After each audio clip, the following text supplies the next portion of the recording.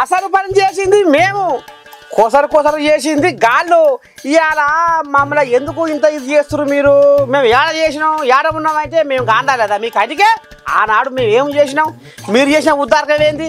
అందుకనే నాకు గా పెద్దాల వంట కడితే నేను ఏం చేయాలి గది చేస్తా, 7 జర్ల నీళ్ళు తాపుతానికి వస్తుండ్రులా సారు. అమ్మ ఎంత ఓ చూడుని మేనమామ సాలు ఏడికి పోదు అన్నట్టు హరీశమయ్యకు కూడా జర్రంతా కేసీరావు గాలే జొరింది అడనుర్రా. అందుకే అన్ని తొండి చేసి మాట్లాడుతుండట. తెలంగాణ ఉద్యమంలో నేను పార్లమెంటులో కొట్లాడి తెలంగాణను ఏరువాడేస్తే అసలు నా ఊసే లేదంటుండు హరీశమయ్య. ఇగో ఇనురు ఏమంటుండో చిన్న కోమటిరెడ్డి.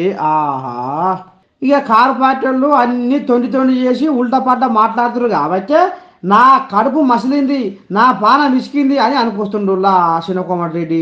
అందుకే హోం మంత్రి పదవి నాకు గనక ఇస్తే వాళ్ళ సంగతి చూస్తా అని అంటున్నాడు. కానీ పాపం ఇక కోపం పట్టలేక హరీశమయ్యను చిన్న కోమటిరెడ్డి బాగానే అరుచుకుండు. కానీ ఇక మరి ఎప్పుడో జర కలిసి జర బువ్వ బుట్టో ఏదో తిన్నట్టు ఏ పాటో అనుబంధం ఉన్నట్టుంది. అందులోనే ఇంకో మాటకు అనుకొచ్చిండులా దోస్తానం పేరు మీద.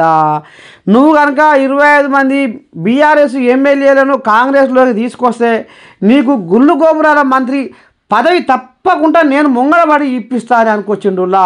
చూసిర్రా ఏ పాటో ఆనాడు ఏదో సాటుబాటుగా జర దోస్తానం చేసినట్టు, అందుకే ఈ ముచ్చట పెట్టినట్టుండులా చిన్న కోమటిరెడ్డి.